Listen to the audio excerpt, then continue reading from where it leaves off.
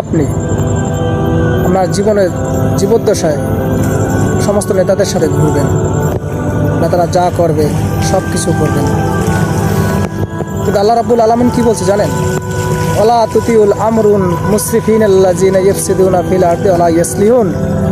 তোমরা ওই সকল নেতাদের পিছে চলো না যারা জমিনে ফিতনা ফাসাদ সৃষ্টি করে, সংশোধনমূলক কোনো কথা বলে না, কাজ করে না। এইসব নেতাদের পিছনে তোমরা ঘোরো না এবং তারা যা বলে তা করো না, আমলও করো না, তাদের পিছনেও ঘোরো না।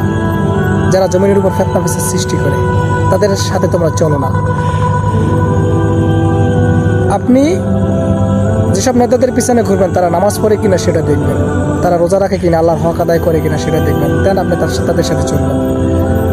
যেসব নেতারা নামাজ রোজা করে না এবং আল্লাহ রাসূলকে মহব্বত করে না, ওই নেতার পিছনে ঘুরলে পরে আপনার দুনিয়া এবং আখিরাত উভয়ই সমস্যা।